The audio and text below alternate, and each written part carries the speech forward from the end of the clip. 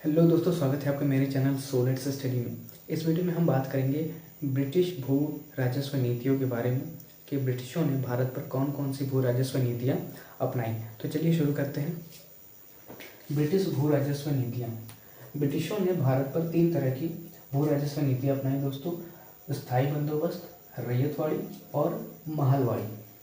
इन तीनों से पहले एक और व्यवस्था थी जिसे हम कहते हैं इजारेदारी व्यवस्था। इजारेदारी व्यवस्था की शुरुआत होती है दोस्तों जब प्लासी का युद्ध और बक्सर का युद्ध जब समाप्त हो गया, और जिससे क्या हुआ कि ब्रिटिशों को लगने लगा कि अब हमारा भारतीयों पर अधिकार हो चुका है, यहाँ पर हम व्यापार कर सकते हैं। और धीरे धीरे जैसे ही उन लोगों ने भारत पर कब्जा करना शुरू किया तो उनको क्या हुआ दोस्तों कि उनको धन की ज़रूरत हुई। व्यापार करने के लिए धन की ज़रूरत हुई, क्योंकि बड़ी बड़ी बिल्डिंगें और कंपनियाँ खड़ी करने के लिए उन्हें धन की ज़रूरत होती थी। तो वो उन्होंने क्या किया कि जहाँ तक उनका राज्य फैला था, जहाँ तक उन लोगों ने कब्जा कर रखा था, उस पर क्या किया, भू राजस्व नीतियाँ लगाना शुरू कर दिया।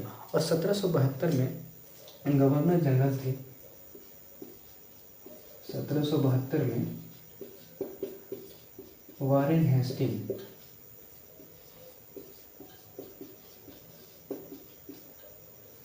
1772 में वारेन हेस्टिंग ने इजारेदारी व्यवस्था लाई। इजारेदारी व्यवस्था क्या थी दोस्तों? इजारेदारी व्यवस्था में प्रति वर्ष ठेका दिया जाता था। ठेके का मतलब समझिए दोस्तों, कर वसूली। कर वसूली का अधिकार निजी व्यक्ति या समूह को ठेका पर दिया जाता था। बात समझने की कोशिश करिए कि जब ये इजारेदारी व्यवस्था लाई गई तो होता क्या था कि लोगों को ठेका दिया जाता था कि आप भू राजस्व नीतियाँ वसूलिए किसानों से। तो उसमें क्या होता था कि बहुत सारे समूह लोग आते थे और उसमें किसी एक को ठेका दिया जाता था कि आप इस ज़मीन का या इस किसान के द्वारा या इस क्षेत्र का आप क्या करेंगे, कर वसूलेंगे। तो यही थी इजारेदारी व्यवस्था। इसमें क्या होता था कि किसी निजी व्यक्ति या किसी समूह को एक ठेका दे दिया जाता था कि आपको इस क्षेत्र से कर वसूलना है, और इसमें सबसे अधिक बोली लगाने वाले को ठेका मिलता था। और ये ठेका अधिकतम 5 वर्ष का होता था। अधिकतम कितना होता था दोस्तों? 5 वर्ष का होता था। और इससे क्या हुआ दोस्तों कि भू राजस्व नीतियाँ,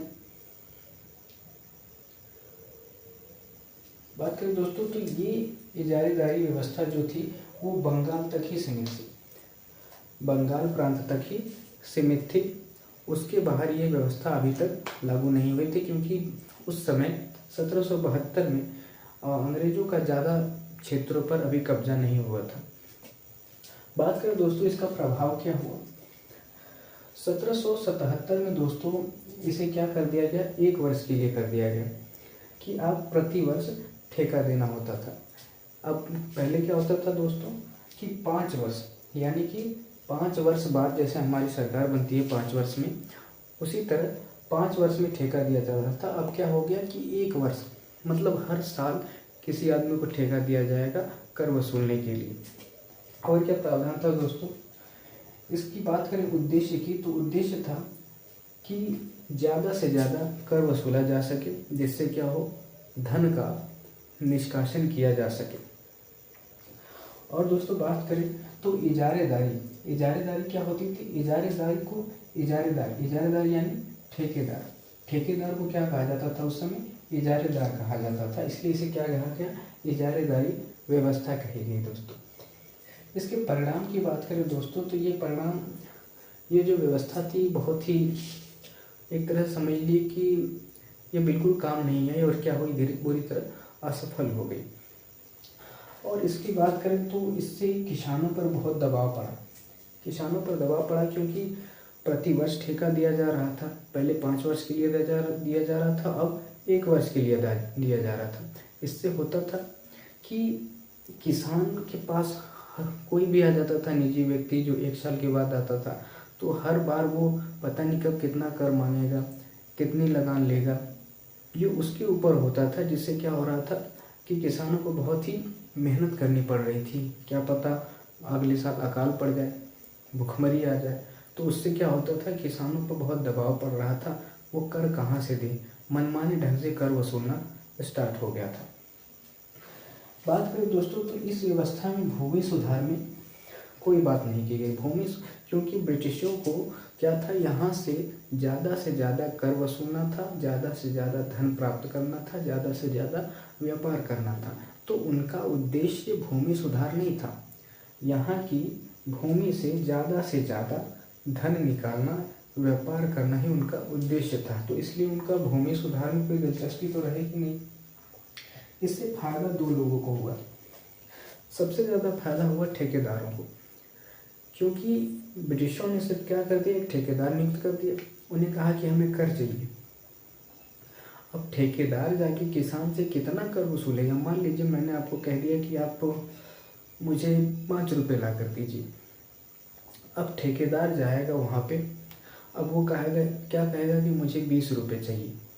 अब 20 रुपये मांगने से उसको क्या हुआ, उसको मिल तो गए 15 रुपये, और यहाँ आकर उसने क्या दिया ब्रिटिशों को, सिर्फ 5 रुपये। फ़ायदा किसको हुआ, ठेकेदारों को।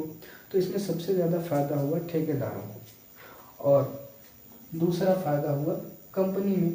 कंपनी क्या है, यानी कंपनी कौन थी उस समय, ब्रिटिश थे। तो ब्रिटिशों को और ठेकेदारों को ज़्यादा फायदा हुआ, और किसानों को बहुत ही बुरी स्थिति हो गई उस समय। अगली वीडियो में हम बात करेंगे दोस्तों अस्थाई बंदोबस्त की। ये अस्थाई बंदोबस्त भूमि सुधार क्या था। इजारेदारी व्यवस्था में बस इतना ही इम्पोर्टेंट है, याद रखिए कि ये 1777 में 1 वर्ष के लिए ठेका दिया जा रहा था। इसमें क्या होता था, इजारेदारी यानी इजारेदार कौन था, ठेकेदार था। इसमें क्या किया जाता था, किसी व्यक्ति या समूह को बोली लगाकर उसे ठेके पे दिया जाता था। ठीक है दोस्तों, तो मिलते हैं अगली वीडियो में। उम्मीद करता हूँ आपको वीडियो अच्छा लगा हो तो लाइक कर दीजिए, नए हैं तो चैनल को सब्सक्राइब कर लीजिए और ज़्यादा से ज़्यादा शेयर करिए। Thank you.